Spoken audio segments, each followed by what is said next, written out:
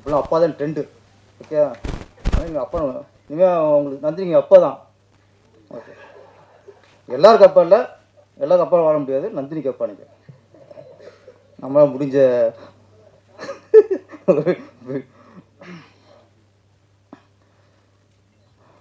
நல்லா இளையராஜா சாங்கை வந்து, இசைஞானி இளையராஜா சாங் வந்து கேட்குற சந்தோஷமாக இருக்கும், அதை நம்ம பாடுற சந்தோஷமாக இருக்கும். வீட்லேயும் சரி, காரில் போகும்போது சரி, அவர் பாட்டை பாடினாலே அவ்வளோ சந்தோஷம் இருக்கும்.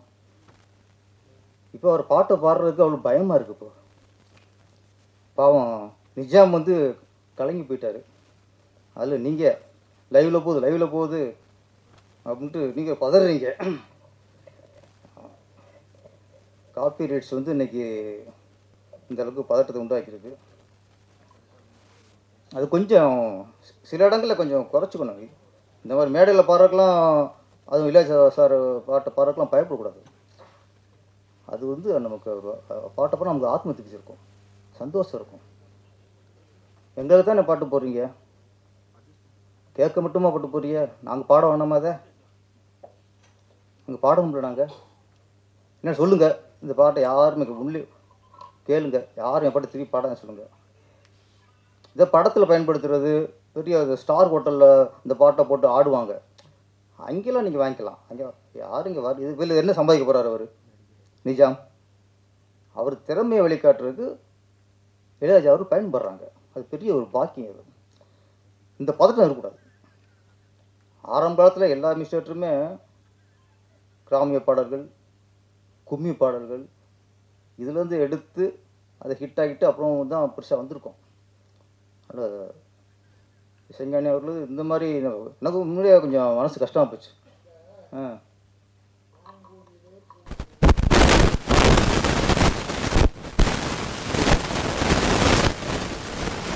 ஆமாம், ஏறுமையில் ஆறுமையில் என்று மாங்குயிலே பூங்குயிலே உங்கள் மேலே கேஸ் போடணும். நீங்கள் அதுக்கு முருகர் தான் போடணும். திருப்பரங்குன்றம் முருகர் வருவார். இல்லை சொல்கிறேன், நம்மளே பல இதில் எடுத்து தான் வந்திருக்கோம். சரி, அது கொஞ்சம் மனசு ஒரு வளர கலைஞர் இல்லை சார், எல்லாருக்கும் தான். அவங்களுக்கு அது ஒரு பயம். லைவில் போயிட்டுருக்கு, டப்புன்னு கட் ஆயிடுறாங்க. இந்த படத்தோட தயாரிப்பாளர் அனுரத்னா அவருக்கு வாழ்த்துக்கள். அவர் இந்த படத்தில் கதாநாயகன். ப்ரொடியூசராக லாபம் பெறணும், கதாநாயகனும் வெற்றி பெறணும், அது வாழ்த்துக்கள். சந்தியா வந்திருக்காங்க. தமிழ்நாட்டுக்கு வந்து சந்தியா வந்து 3வது தலைமுறை நினைக்கிறேன். ஏற்கனவே ஜெயலலிதாவோட அம்மா அவங்களோட சந்தியா. அதுக்கப்புறம் காதல் படத்தில் பரத் கூட நடித்தாங்க, அவங்களும் சந்தியா. இப்போ ஒரு அடுத்த 3வது தலைமுறையாக சந்தியா வந்திருக்காங்க. ஆமாம், சந்தியான வெற்றி தான். ஓகே, ஆமாம், சந்தியா பேரே ஒரு ராசியான பேர் தான். அப்புறம் இந்த லீச், இப்போலாம் நிறைய படத்தில் இப்போ இங்கிலீஷ் டைட்டாக வருது. ஆனால் ஒரு வகையில் ஒரு திரைப்படங்கள் தான் இப்போ நமக்குலாம் ஆங்கிலத்தை கற்றுக் கொடுக்குதோன்னு ஒரு தோணுது. இப்போ பீஸ்ட்னு படம் வந்துச்சு, உங்களுக்கு தெரில, நம்ம கேட்போம் எந்த மீனிங்ட்டு. அப்போ சொன்னாங்க இது மிருகம் அப்படின்னாங்க.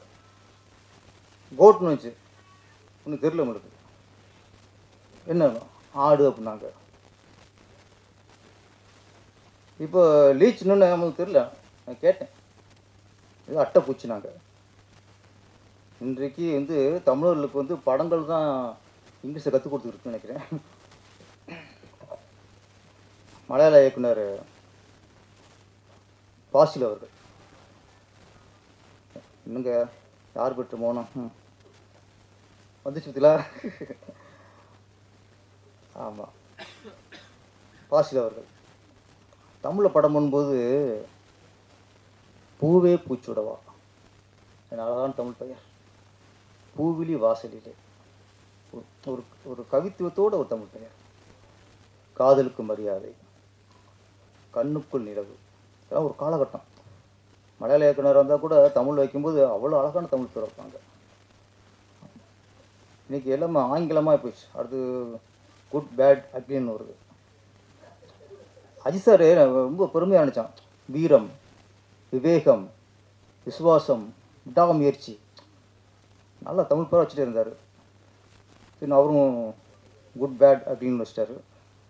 திரும்ப தமிழ் பேர் எல்லாருமே பெரியவர்களாக கொஞ்சம் தமிழ் பேர் வச்சா தான் நல்லது. நம்ம இங்கே வந்து சும்மா மும்மொழி இருமொழிங்கிறோம்.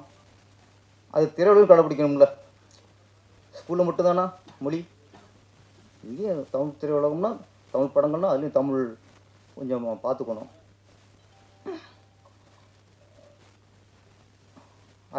அட்டை பூச்சி தான் லீச். அட்டை பூச்சிக்கு நிறைய விளக்கத்தை சொல்லிட்டாரு ராஜன் சார். ஆமாம், மனிதர்களையே நம்ம கூட இருக்கவங்களே நம்மளை உறிஞ்சிடுவாங்க. இன்றைக்கி எல்லாமே தான். அன்றைக்கி கூட இருக்கவங்க, நண்பர்கள், உறவுகள் எல்லாமே அட்டையாக தேவைச்சிட்டாங்க. நம்மகிட்ட ரத்தம் இருக்க வரைக்கும் அந்த அட்டைகளை நம்ம ஒட்டிகிட்டே இருக்கும். ரத்தம்லாம் போச்சுன்னா அது அடுத்த எங்கே ரத்தம் அதிகமாக இருக்கும் அங்கே நகர்ந்து போயிடும். இந்த படத்தில் ஒரு பாடல் இசை சூப்பர் சார். நம்ம மிஸ்டர் கிரண் ஜோஸ் 3 பாடங்களும் சூப்பர். அதில் அந்த முதல் படம் இதில் கண்ணில் தெரியும் தோற்றம் நல்ல அருமையான பாடல். அதில் விசேஷம் என்னம்னா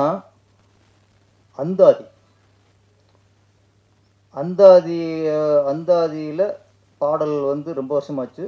தமிழ் ரொம்ப அபூர்வம். ஒரு சில பாடல் வந்துருக்கு. லால் லால் கவிஞர் பெயர் லால். ரொம்ப அற்புதமாக எழுதியிருந்தார். கண்ணாசன் ஒரு படத்தில் இந்த அந்தாதியை பயன்படுத்தி பாட்டு எழுதியிருப்பார். வசந்த கால நதியினிலே வைரமணி நீரலைகள், நீரலைகள் மீதினிலே நெஞ்சிரண்டும் நினைவலைகள். ஒரு இதில் ஒரு வார்த்தை முடியும் போது அடுத்த வரி அந்த வார்த்தையில் துவங்கும். அதில் எந்த வார்த்தை முடியுதோ அந்த வார்த்தை அடுத்த வரி தொடங்கும். இது இப்போ அபூர்வமாக வருது. லால் வந்து இப்போ அந்த அந்தாதியை பயன்படுத்தி அந்த பாட்டு எழுதியிருக்காரு. உண்மையிலே ரொம்ப நல்லா இருந்துச்சு. வரைக்கும் எல்லா வரைக்குமே தமிழ் வார்த்தை, ஒட்டுமொத்த பாடலும் நல்ல தமிழ் வார்த்தையோடு இருந்துச்சு.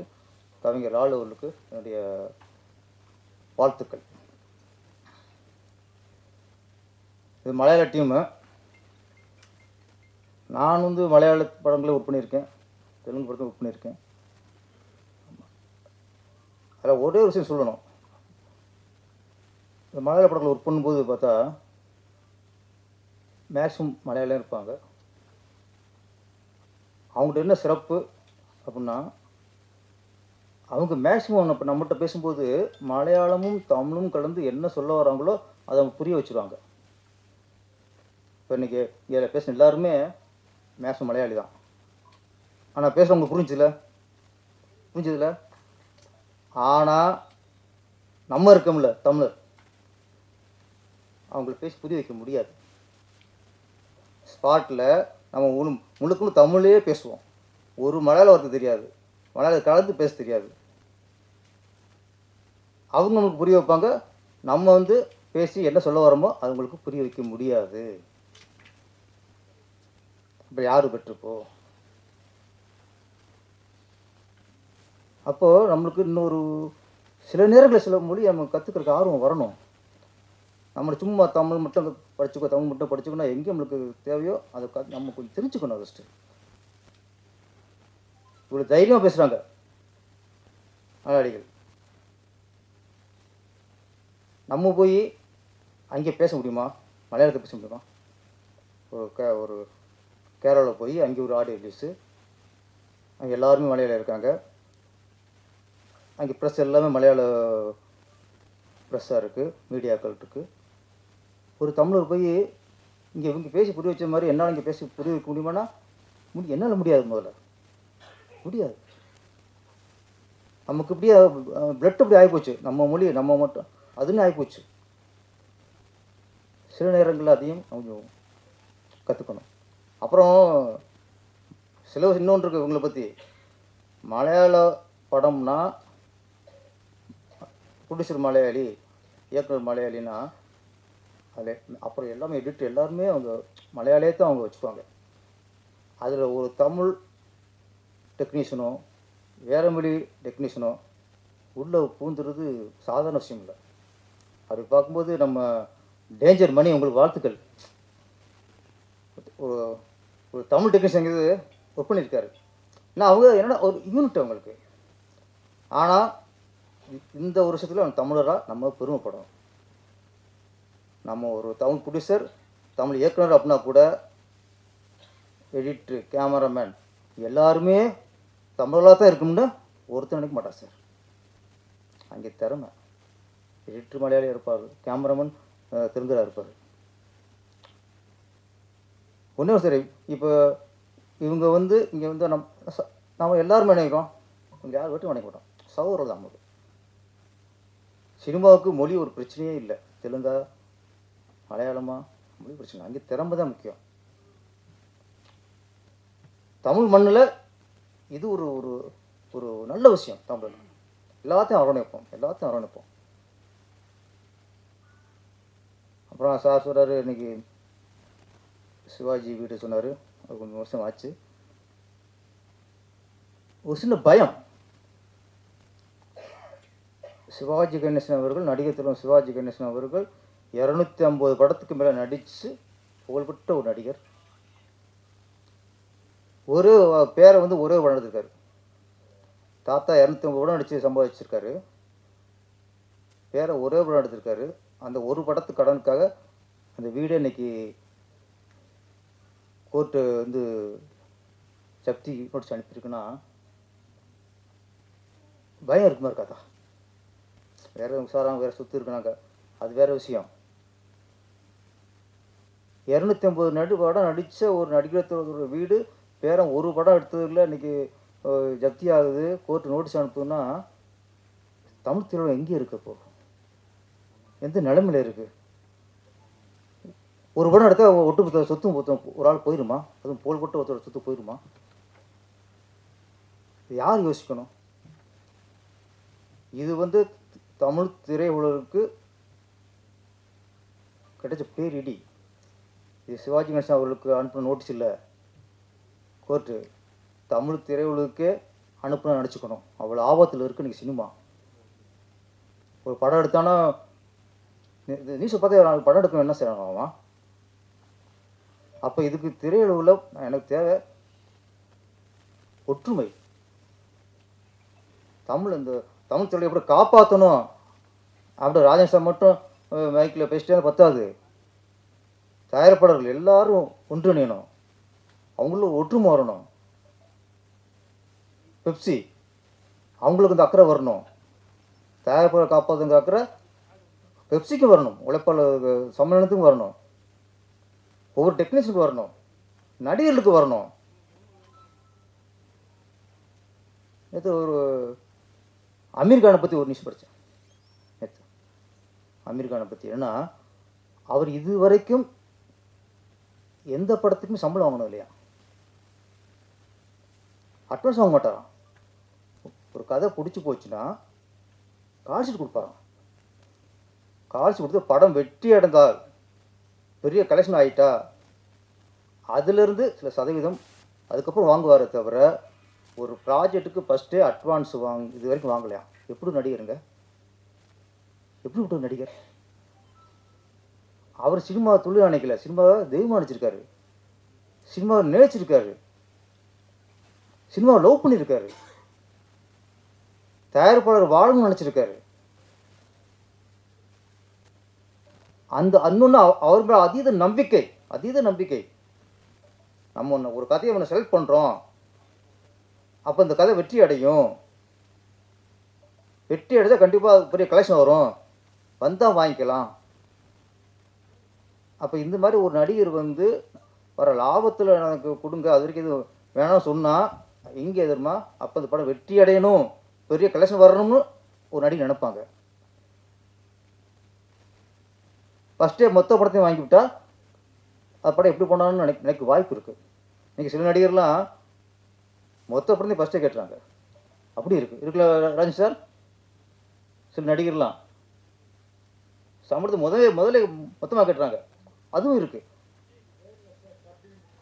டப்பிங் வாங்குறது இது கொஞ்சம் என்ன இன்றைக்கி சினிமாவில் இருந்து நான் நினச்சினேன், சிவாஜி கணேசன் அவர்கள் வீடே இன்றைக்கி ஏலத்துக்கு போகிற அளவுக்கு வந்திருக்குன்னா நடிகர்களும் யோசிக்கணும், இயக்குநர்களும் யோசிக்கணும், தயாரிப்பாளரும் யோசிக்கணும், ஒட்டுமொத்த இண்டஸ்ட்ரியும் யோசிக்கணும். இது பெரிய வந்து நீங்கள் சிவாஜி கணேசன் வீட்டில் ஒட்டணும் வந்து நோட்டீஸ் பண்ணிக்கூடாது. ஃபஸ்ட்டு பெரிய ஆபத்தில் இருக்குங்கிறது பெரிய உதாரணம்.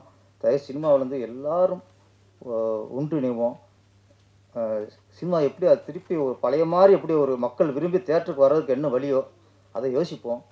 அதுதான் சரியே தவிர ஆளாளுக்கு இன்னைக்கு சண்டை போட்டுக்கிட்டு அந்த பக்கம் புரிஞ்சுக்கிட்டு இருந்தால் பெரிய ஆபத்தில் போய் முடியும். ஆனால் இந்த நேரத்தில் ஒரு ஆரோக்கியமான விஷயம், ஒரு சில படங்கள் பெரிய கலெக்ஷன். டிராகன் வந்து உண்மையிலேயே பெரிய கலெக்ஷன் ஆகிருக்கு. இந்த மாதிரி படங்கள் எப்பாவது வந்து பெரிய கலெக்ஷன் ஆகும்போது நம்ம தமிழ் இண்டஸ்ட்ரிக்கே ஒரு புத்துணர்ச்சி, ஒரு தெம்பு வருது. டிராகன் வெற்றி வந்து சமீபத்தில் தமிழ் திரையுலகு கிடைச்ச ஒட்டுமொத்த ஒரு தயாரிப்பு மட்டும் லாபம் இல்லை. இப்போலாம் ஒரு படம் பெரிய ஹிட் ஆச்சுன்னா அது அந்த தயாரிப்புக்கு மட்டும் லாபம் இல்லை, இண்டஸ்ட்ரிக்கே லாபம் தான். ஏன்னா ஒரு தைரியத்தை கொடுக்குதுல்ல, கப்பர் பந்து ஓடிச்சு. அப்போ இண்டஸ்ட்ரிக்கு ஒரு ஒரு மக்களுக்கு ஒரு நம்பிக்கை வருது, பிடிச்சிருக்கு, ஒரு தெம்பு வருது. சமீபத்தில் 4-5 படம் வந்து கொடுத்துருக்கு. இப்போ கொஞ்சம் சினிமா கொஞ்சம் ஆரோக்கியமாக தான் இருக்குது. படம் நல்லா இருந்தால், திரைக்கதை நல்லா இருந்தால் படம் கண்டிப்பாக மக்கள் தேட்டருக்கு வராங்க. படமும் நம்ம எடுக்கிறதும் முதலீடு பண்ணுறது மட்டும் இல்லை, இயக்குநர்களும் கொஞ்சம் கதையிலையும் மற்ற எல்லாத்தையும் கவனம் செலுத்தணும். சினிமா ரொம்ப மோசமாக இருக்குது, திருப்பி கொண்டு வந்துடுவோம். இந்த படம் லீச் அட்டைப்பூச்சி, ஆமாம், இந்த அட்டைப்பூச்சி வந்து அட்டைப்பூச்சி இல்லாமல் வெற்றி பட்டாம்பூச்சியாக பறக்கணும். பட்டாம்பூச்சி பற்றி எல்லாருக்கும், இயக்குனருக்கும் சரி, இயக்குனர் SM அவருக்கும் சரி, மியூசிக் டைரக்டருக்கும் சரி, எல்லாருக்கும் இந்த படம் மிகப்பெரிய வெற்றியை கொடுத்து பேரையும் புகழையும் உண்டாக்கும். நன்றி, வணக்கம்.